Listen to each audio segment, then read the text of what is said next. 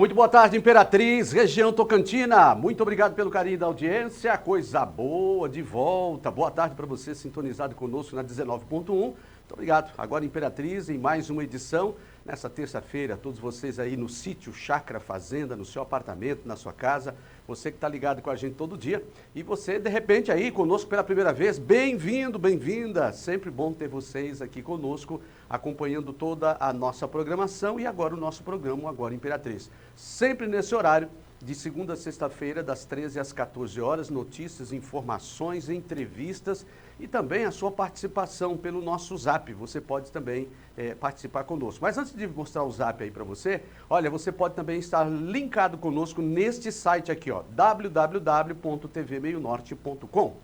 www.tvmeionorte.com. Esse aqui é o nosso site, onde você, em qualquer parte do Brasil, do mundo, vai viajar, vai lá para Santa Catarina, pronto. Você quer saber o que está acontecendo em Imperatriz aqui, ó, é só acessar www.tvmeionorte.com e ao vivo você me acompanha, certinho? Olha, e também nós estamos no Instagram, @tvmeionorteitz. E você tem informações o dia inteiro, tá? E todo dia, então tá aí para você. E para você rever as matérias, rever o programa de hoje, rever as matérias, entrevistas, você pode acessar o YouTube, tá aí, ó, TV Meio Norte Imperatriz. Esse aqui você quer assistir novamente o programa de hoje ou partes do programa, você pode acessar o YouTube, certinho? E agora sim, põe na tela aí, Daniel, o Zap. Esse é o Zap que você entra em contato com a nossa produção e aí faz a sua reclamação, sua reivindicação e na medida do possível a gente vai atrás, né, aqui de direito para resolver o problema, pelo menos para dar um encaminhamento aos problemas que a comunidade sempre, através do nosso Agora Imperatriz, coloca para que seja resolvido, certinho? Tá? Então tá aí, a todos vocês nosso carinho, muito obrigado, bom estar com você em mais uma edição do Agora Imperatriz. Denis Lopes, tudo tranquilo, Denis? Tranquilo. Homicídios, né, Denis? Isso. Dois? Em menos de 24 horas. Rapaz, menos de 24 horas, mais 2 homicídios. Nós já tivemos aí, nesta semana passada, um ajuntamento de força aí da área de segurança para conter a violência na cidade de Imperatriz, principalmente violência contra a vida, tá? E hoje, por exemplo, na delegacia de homicídios, ali no departamento de homicídios e proteção à pessoa, nós temos 2 delegados, Praxísteres Martins e Eduardo Galvão, reforçando justamente essa área. E mais um reforço que está tendo aí nas ruas. Mas mesmo assim, menos de 24 horas. Mas eu tenho certeza, a gente confia muito no trabalho da polícia e temos a certeza que esse ajuntamento de força vai debelar, né, e vai fazer com que a gente fique mais tranquilo e respire em paz e durma tranquilo também, tá? Então, tá aí, a gente vai acompanhando o trabalho das polícias. Olha só, um jovem de 18 anos que recentemente cumpriu medida socioeducativa na FUNAC, aqui na cidade de Imperatriz, ele foi executado com vários tiros ontem à noite no residencial habitacional Dom Afonso. A vítima completou a maioridade há poucos dias. E você vê aqui na reportagem de Ediana Mello. Ediana, conta. O crime aconteceu por volta das 8 horas da noite. A vítima, Fabrício Aquino Araújo, de 18 anos, estava em frente a uma quadra de esportes, que fica próxima à UFMA, no residencial Dom Afonso Felipe Gregory, no bairro Bom Jesus. De acordo com informações, o suspeito estava a pé. Chegando ao local, desferiu 4 tiros na cabeça de Fabrício, que morreu no local. Moradores do residencial ouviram os disparos e contam que ficaram assustados com os tiros. Rapaz, eu não conheço ele, não. Não, né? Olhando Conheço, assim, não conheceu, não, né, rapaz? Não. O senhor chegou a ouvir os tiros? Ouvi. Eu moro bem aqui nessa ruinha ali. De lá deu pra escutar, né, rapaz? Deu pra sentar. Aí as crianças brincando aqui, tudo, Pois né? é, o menino tava jogando aí. Quando pensou que não foi essa situação Foi. terrível, né? Terrível. É. Eu pensava que era até bomba. Pela bomba. quantidade de tiros assim, Mas rápido, né, depois diminuiu. Sim. Entendeu? Aí eu desconfiei que era bala Poderia mesmo. ser bala mesmo. É. De acordo com a polícia, o crime pode ter ligação com o tráfico de drogas. Nesta foto, Fabrício aparece nas redes sociais ostentando uma pistola.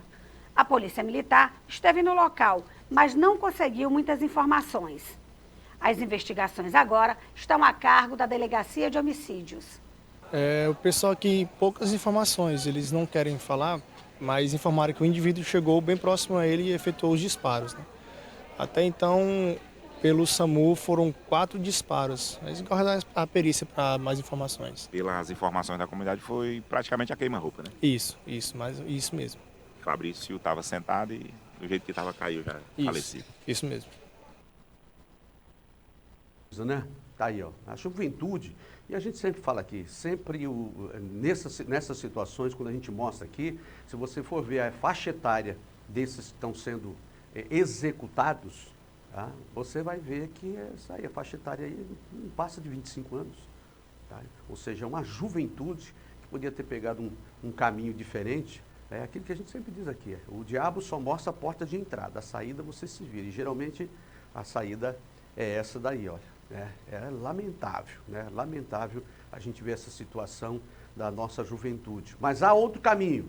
Mas, olha, infelizmente, mais um homicídio, como a gente falava no início, mais um homicídio registrado em Imperatriz. E desta vez no setor da feirinha do Baqueri. Foi agora há pouquinho, as informações aí dão conta de que a vítima era moradora aí de rua e levou aí várias facadas, viu? E o suspeito do crime, ele fugiu aí correndo a pé, e sentido centro da cidade, e a gente vai estar logo mais à tarde aí com o Ronaldo Oliveira, ele vai às 17h45 atualizar essas informações aí, né? Tá aí, lamentável. Olha, empresário que matou a esposa é preso pela polícia depois de uma denúncia anônima. O empresário Rony Veras Nogueira, 41 anos, ele foi preso ontem à noite. Ele é acusado de ter matado a própria esposa, tirado a vida dela, a Ianca Vale do Amaral. 26 anos ela tinha. Tá? Isso aconteceu, portanto, no último sábado, finalzinho de semana, portanto, no município de Dom Pedro, no interior do Maranhão. O empresário foi localizado na zona rural do município Vargem Grande, a 195 quilômetros da cidade, onde cometeu o crime. Segundo a Polícia Civil, Rony estava em um carro, né, e com a irmã, um advogado, quando foi encontrado, e a prisão preventiva do empresário foi decretada pela Justiça. O delegado que investiga o crime, Samuel Morita, enviou um vídeo falando aí da prisão do suspeito. Põe na tela, Daniel. Meus cumprimentos a todos os amigos. É com prazer e alegria que trago a informação da prisão do indivíduo que cometeu um feminicídio agora recentemente no dia 30 na cidade de Dom Pedro. Matou a própria esposa, inclusive tinha um filho, uma filha pequena com ela. E ontem, após denúncias anônimas, somamos as forças com a inteligência da Secretaria de Segurança Pública, com o delegado e a equipe da cidade de Vargem Grande e nos dirigimos então até onde possivelmente esse indivíduo passaria de carro. Não tínhamos informações precisas, não tínhamos aquela certeza absoluta do horário e do local onde ele estaria, portanto fizemos campana o dia todo.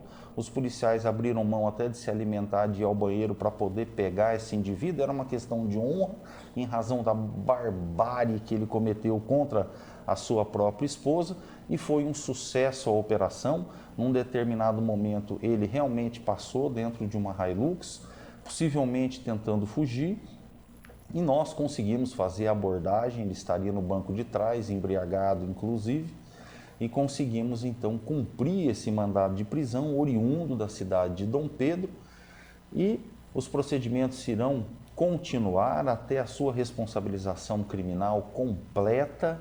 O crime está elucidado, o autor está preso, e nós temos o prazer de dar essa notícia para a nossa sociedade, que esperava exatamente esta atitude da polícia e espera uma atitude severa por parte do Poder Judiciário, do Ministério Público, tendo em vista a gravidade e a repercussão que este crime se deu. Olha, essas ações, assim, sempre a gente vê a importância da parceria comunidade e polícia, tá? E as polícias, né, de modo geral. Então, isso aí foi através de uma denúncia anônima, foi, Denison? Olha aí, tá vendo? Uma denúncia anônima e a polícia, então, conseguiu prender. E parabéns aí à equipe, olha, isso aí é a equipe, né, os três de investigadores são portanto, aí da Civil, né, a Polícia Investigativa, que conseguiu chegar até a pessoa e ao empresário e está preso. A gente vai acompanhando o caso. Olha, a falta d'água ainda prejudica moradores de alguns bairros de Imperatriz. Depois de uma manutenção feita pela CAEMA na semana passada, nós tivemos aí, agora foi dessa feita, foi na Avenida JK, né? E moradores estão reclamando lá da dificuldade das tarefas básicas, domésticas. E a Fabi foi conferir de perto. Fabi. Moradores da Avenida JK, que faz parte do bairro Cinco Irmãos, começaram mais uma semana sem água nas torneiras. Gilvana, que trabalha nesta casa como cuidadora de idosos, conta que a situação já dura mais de 15 dias.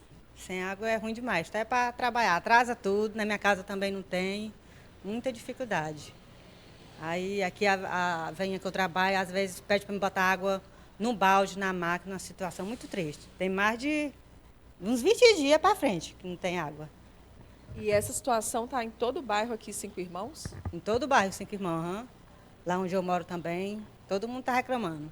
Aqui na rua Alameda Santos, no bairro Cinco Irmãos, a nossa equipe esteve semana passada mostrando a situação dos moradores há mais de 15 dias sem água. Retornamos nessa segunda-feira, fomos informados que a água nas torneiras voltou há apenas 2 dias. Mas alguns bairros, como Parque Alvorada 1 e 2 e também Vila Redenção, continuam sem água. Moradora do bairro Cinco Irmãos, há 35 anos, Dona Maria Fernandes ficou 15 dias sem água na casa dela.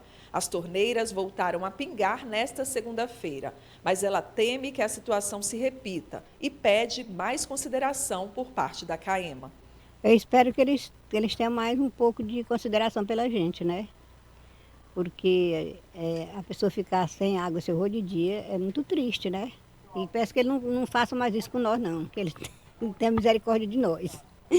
Além de problemas de abastecimento no Parque Alvorada 1 e 2 e na Vila Redenção, moradores do Parque Santa Lúcia também reclamam da falta d'água. A nossa equipe entrou em contato com a CAEMA, que informou que na Vila JK e no bairro Cinco Irmãos, o abastecimento deve ser normalizado ainda nesta segunda-feira. Já nos demais locais, a empresa disse que vai fazer um levantamento para investigar as causas do problema. Olha, a nossa produção entrou em contato aí com o Adonilson Lima, que é o diretor regional da CAEMA, e ele informou que o abastecimento da Vila JK e bairro Cinco Irmãos já foi normalizado desde ontem, e que no Parque Alvorada 1 e 2 e no Parque Santa Lúcia 1 e 2 o fornecimento de água deve ser normalizado até amanhã. Olha, e a gente fica inteiramente aí à sua disposição também, tá? A você aí na sua comunidade, se tiver alguma reclamação, reivindicação, na medida do possível a gente vai atrás aí das autoridades competentes. Quando Estado, a gente vai atrás dos responsáveis pelo Estado, quando Prefeitura, a gente vai atrás dos responsáveis pelo município, tá? Ou empresas contratadas. Tá certinho? Então tá aí, ó, 982264955, esse, portanto, é o nosso zap. E segura aí que daqui a pouquinho eu converso com o Eduardo Soares, secretário de governo no município de Imperatriz, e a gente vai falar justamente aí essa questão de desobrigação aí do uso de máscara. Vamos falar um pouquinho do geral também da cidade de Imperatriz, certinho? Segura, a gente volta já já, rapidinho.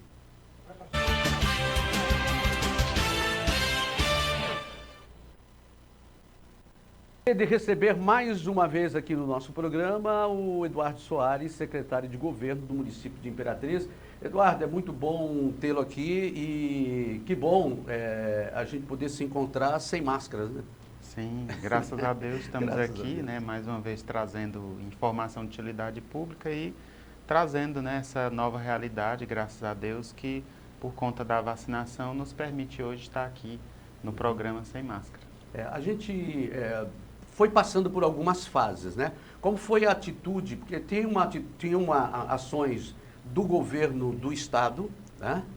Principalmente do governo do Estado, vez por outra vocês se alinhavam com a questão do Estado, vez por outra via a realidade só de Imperatriz. Como é que foi essa avaliação e as decisões tomadas? Esse decreto novo foi tomada essa decisão baseado no cenário geral da pandemia. E os dados são os menores, né? Os números são os menores desde o início da pandemia. A gente está falando, pastor, em janeiro nós tivemos mais de 1.500 casos de Covid-19 na cidade. Abril fechamos com 22 apenas. Olha isso.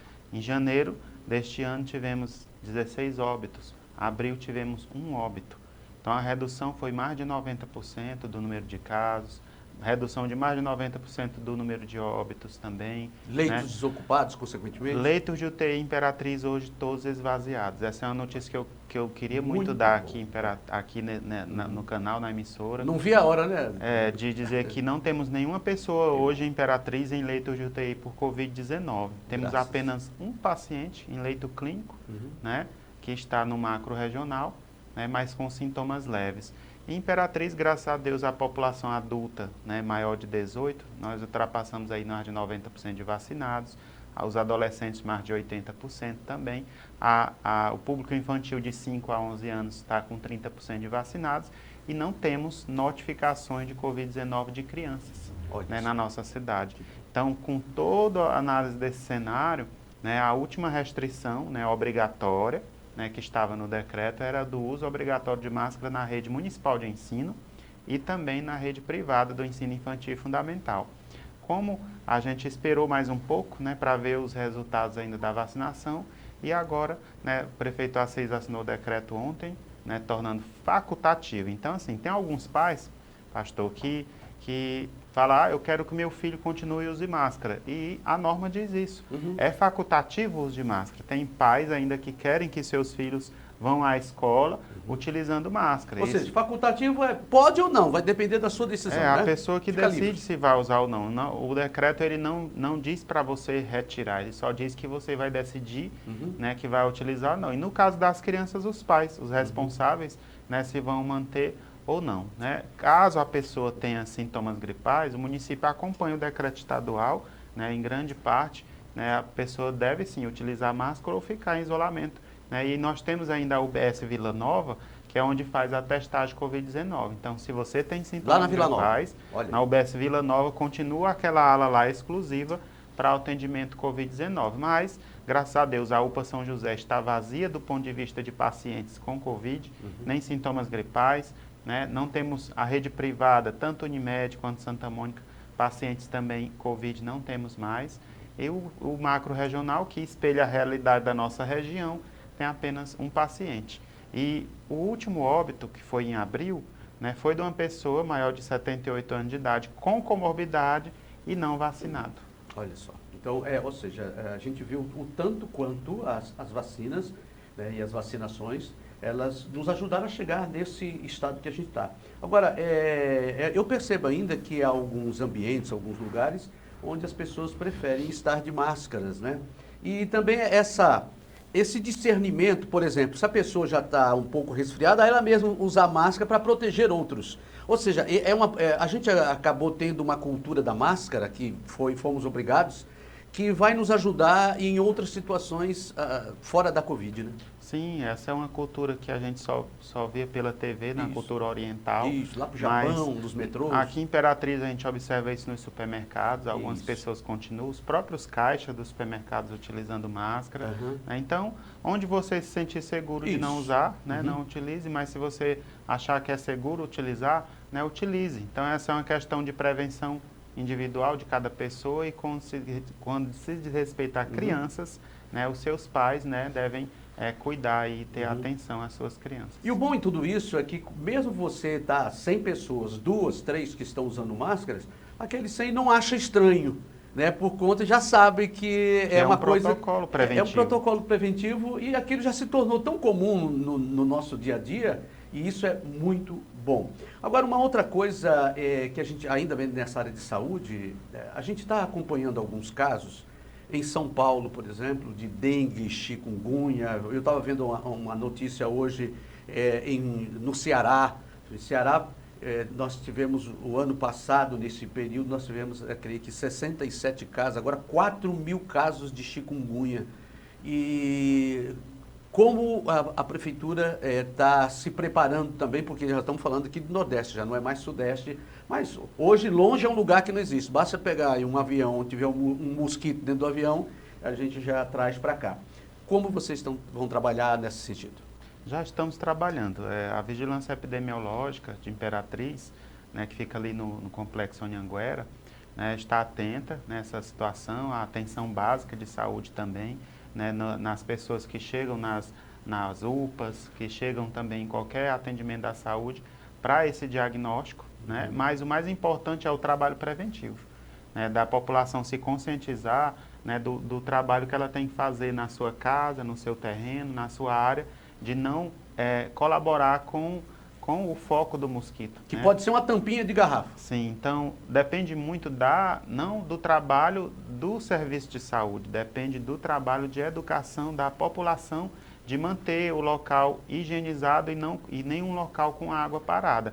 Isso faz com que a Imperatriz tenha um número pequeno, mas é um alerta, né, pelo Ministério da Saúde, a Vigilância Epidemiológica Nacional também, que o Brasil pode sim, agora no mês de maio, sofrer um surto, né, de dengue ou chikungunya ou zika por conta, né, acredito que as pessoas aí descuidaram um pouco, né, do zelo na sua residência ou no seu quintal, no seu terreno. Agora, uma das coisas também que a gente observa também, secretário, é que há alguns lugares na cidade, alguns pontos, onde a gente observa que ruas onde tem mato e água empoçada, e a prefeitura, junto à secretaria Sinfra e outros, vão estar trabalhando também nisso? É um trabalho conjunto? É um trabalho em conjunto, né? Nós temos a Secretaria do Meio Ambiente, mas o principal ponto, né, da população interagir, né, no site da prefeitura está lá também o telefone da ouvidoria municipal. Se você tem do lado da sua casa tem um terreno vazio, abandonado, que tem lixo, né, pode comunicar com a prefeitura através da ouvidoria, nos números estão disponíveis lá na internet, no site, no Instagram, né, e que a ouvidoria vai repassar para as secretarias competentes e fazer a visita junto com as pessoas que são responsáveis por trabalhar essa questão dos vetores, né, da dengue. Nós tivemos, bom, hoje na parte da manhã eu convidei até o prefeito para estar conosco essa semana, aqui o prefeito Assis Ramos, aqui de Imperatriz, e ele me cientificou de que estava indo de viagem para Brasília. Essa saída eu não perguntei a razão, mas a saída para Brasília diz respeito à infraestrutura da cidade, é isso, secretário? Sim, as idas do prefeito Assis Ramos, desde o início da gestão, 2017, a Brasília, principalmente é para buscar recursos federais, né? Imperatriz, nesse período de 2017 até o momento, pastor, graças a Deus o prefeito Assis tem conseguido uma colaboração da Câmara, né, dos deputados, até de senadores, de emendas parlamentares. A gente tem aqui o shopping da cidade, tem o panelódromo, várias obras, o anel viário, tudo com emendas parlamentares, né, tanto dos senadores quanto dos deputados. Eu vi a retomada da SEASA também, é isso? Sim, a retomada. Então, a ida do prefeito a Brasília é principalmente para buscar angariar recursos junto à bancada, né, maranhense, junto aos senadores também, para recursos para melhorar a infraestrutura da cidade. O prefeito já anunciou em redes sociais, junto com o secretário de Infraestrutura, que o compromisso esse mês de maio é conseguir fazer uma grande operação no perímetro urbano da cidade, principalmente no centro, para que resolva essa situação, né, dos buracos. Já está sendo amenizada, né, porque as chuvas agora diminuíram e a expectativa é que esse mês de maio a gente consiga atender em grande parte. Imperatriz tem quase 1.000 quilômetros de rua e são quase 600 quilômetros com pavimentação, seja com asfalto ou bloquete. Então, quando às vezes a pessoa fala a cidade inteira, mas nós temos apenas 60% da cidade, né, que é pavimentada, e essa pavimentação, grande parte é antiga, né, e grandes problemas são por esgotos estourados, né, ou locais sem drenagem, que com o excesso das chuvas, foram as chuvas intensas, né, dos últimos 20 anos. Arrancaram placas, né? Prejudicou. Então, tem local onde o asfalto, por mais espesso que ele seja, a água levanta aquele asfalto. Então, nesse local, a prefeitura está substituindo por bloquete. Muito bem. Bom, eu quero agradecer, Eduardo, a sua presença aqui e, bom, você que está nos assistindo, nos acompanha sempre. Próxima semana, segunda ou terça-feira, eu creio que o prefeito estará aqui para responder os nossos questionamentos e também o de vocês. Tá certo? Se você já quiser enviar algumas perguntas ao prefeito, já pode mandar aí através do nosso zap 982264955. E Denis Lopes já vai separando algumas perguntas, viu, dos nossos telespectadores. Eduardo Soares, secretário de Governo do município de Imperatriz, muito obrigado pela presença e até a próxima. Até a próxima, a gente que agradece aqui o espaço para trazer, né, informações de utilidade pública. E a gente volta já já, segura, rapidinho, não demora nada.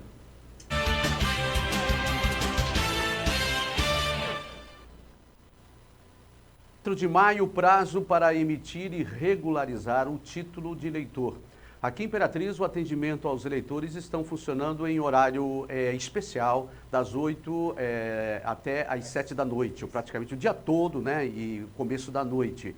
E está numa sala improvisada na Vara da Infância, no Parque Sanharol, tá certo? E você vai ter mais informações com a Fabi, que foi lá conferir e mostra para você agora. Olá para você e para quem acompanha a nossa programação, exatamente isso, está finalizando aí o prazo para que as pessoas se regularizem perante a Justiça Eleitoral. Sobre esse assunto eu converso com o Dr. Delvan Tavares, ele que é juiz da 33ª Zona Eleitoral aqui de Imperatriz. Dr. Delvan, por conta de todo aquele problema lá no Fórum Eleitoral, vocês providenciaram essa sala aqui na Vara da Infância e Juventude, como é que tem sido a procura até agora? Bem, primeiro dizer que foi uma correria, mas a gente conseguiu improvisar um espaço que atende a demanda, né, com a mesma celeridade. Hoje é um dia intenso, né, tem muita gente aqui querendo fazer seu título, querendo transferir o seu título, querendo regularizar o seu título. Tem muitos eleitores com alguma pendência e, se não regularizar, não votará na eleição de outubro. Então a expectativa é de que a gente possa, nesse penúltimo dia, hoje e amanhã, o último dia, atender minimamente a demanda. Além das pessoas que estão regularizando o título eleitoral, tem quem que vai tirar o título para votar pela primeira vez. Como é que está essa procura? A grande maioria, certamente, é de pessoas que vão votar pela primeira vez, né? E pessoas que querem transferir. Mas a gente percebe que há muitos jovens, né, na fila querendo fazer seu título, pessoas adultas também, certamente são pessoas que vieram morar em Imperatriz e que pretendem votar nessa eleição aqui em Imperatriz, mas está fluindo com tranquilidade. A gente lembra que, além desse espaço, tem o Viva Cidadão lá no Shopping Imperial. Está funcionando bem por lá? Mantivemos contato agora há pouco, está funcionando regularmente, fluindo bem. Então nós temos esses 2 locais de atendimento funcionando normalmente. Além do atendimento pela internet, houve uma inconsistência no sistema, uma travada, né, como se diz, mas já está sendo regularizado também esse atendimento do título NET. O eleitor pode fazer de casa sem precisar se deslocar. Mas, de qualquer forma, por segurança ou por falta de habilidade com internet, a pessoa pode se dirigir aqui ao local, vai esperar um pouco, né, por conta da fila, mas, como você pode perceber, o atendimento não está sendo demorado. O eleitor leva aí em torno de 1, 2, 3 minutos para ser atendido. A gente lembra, doutor Delvan, que essa inadimplência com a Justiça Eleitoral, ela traz um ônus aí, né? Quais seriam eles? Bem, pessoas que não votaram, deixaram de votar, elas normalmente têm uma multa. Nós estamos verificando caso a caso, então, naquelas situações em que o eleitor ele não pode, não tem condição, seja por conta da situação financeira, apesar de ser um valor pequeno, mas pessoas que não têm condição mesmo, ou impossibilidade de pagar, e como estamos nos últimos dias, a gente tem dispensado, né, esse recolhimento dessa multa para viabilizar o título do eleitor. Para finalizar, eu queria que o senhor passasse o endereço para quem está nos assistindo, que precisa fazer a regularização do título de eleitor ou tirar a primeira via. Qual que é o endereço aqui da Vara da Infância? Nós estamos aqui próximo ao estacionamento da Facimp, a Rua Arturos, né? Aqui nessa mesma região do Fórum Eleitoral, inclusive até um pouco mais acessível. Então, chegando na Facimp, a pessoa já consegue visualizar aqui o prédio onde funciona a Vara da Infância, o Juizado Criminal, a turma recursal. Então as pessoas têm, nós inclusive recebemos aí do Exército 2 tendas que estão lá na frente do prédio para as pessoas ficarem mais tranquilas, tem cadeiras para as pessoas sentarem, claro que com um grande número de pessoas, algumas ficam em pé, mas dentro aqui do prédio nós temos muito espaço para as pessoas sentarem, climatizado. De qualquer forma, essa demora não importa vamos dizer assim, um incômodo maior para o eleitor que de fato pretende votar em outubro. Ok, muito obrigada pela entrevista. Conversei com o juiz Delvan Tavares, da 33ª Zona Eleitoral. Com essas informações, eu volto com você. Tem a Fabi pelas informações. Olha, daqui a pouco a Fabi volta, daqui a pouco, e vem falar aí das eleições, mais sobre eleições, e conversar também com um eleitor, né? Um eleitor de 80 anos que faz questão de votar, coisa boa, né? E o Tribunal Superior Eleitoral reforçou, mais uma vez, que a urna eletrônica é segura. Ontem, representantes e técnicos do tribunal foram a uma escola do Distrito Federal para estimular a participação dos jovens e falar da importância do processo eleitoral. É a campanha Por Dentro das Urnas, a reportagem da TV Brasil na tela do agora. A ação é inédita e o foco foi demonstrar que as urnas são seguras. Os estudantes viram em detalhes como os aparelhos são montados e quais tecnologias são usadas para tornar o sistema à prova de fraudes. Às vezes as pessoas ficam muito desmotivadas pelas fake news e a gente está fazendo uma ação contra as fake news, né? E a gente tem sido muito atacado em relação a isso. Então, demonstrar que o código-fonte é sempre aberto, demonstrar que a urna não precisa ser vigiada para ser segura, e demonstrar outras coisas que a gente fala aqui durante a palestra é bem importante para eles. O Centro de Ensino Médio 2 do Gama foi o primeiro a receber o projeto, mas a ideia é estender para outros colégios e espaços públicos. Aqui no pátio dessa escola, cerca de 300 alunos podem ver de pertinho a urna eletrônica.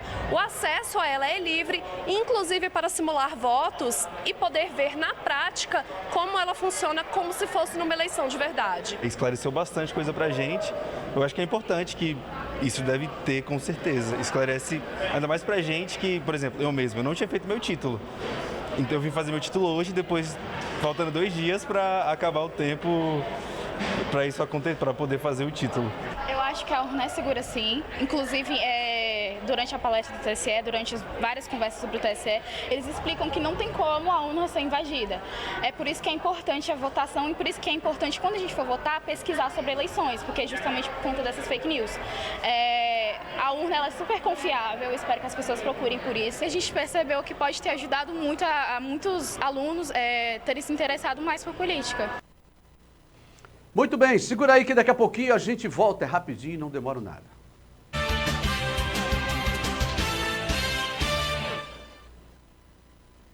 Muito bem, olha, a Fabi, ela encontrou hoje aí em Imperatriz um eleitor que tem 80 anos de idade e não deixa de exercer o seu direito, a sua cidadania, faz questão de voltar nas eleições. Apresenta ele pra gente, Fabi.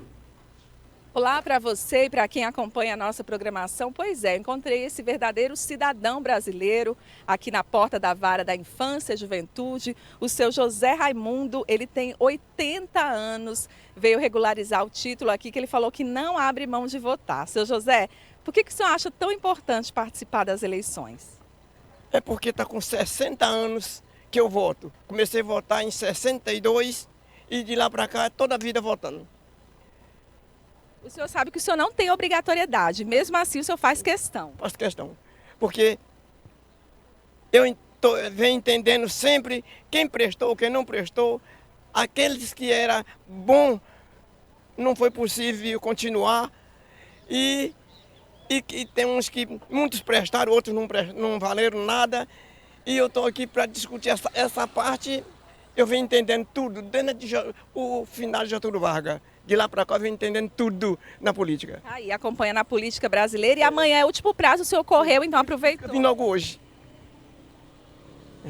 E o que o senhor tem a dizer para essas pessoas que não vão votar, que estão na idade de votar e que não querem votar? É importante participar da política?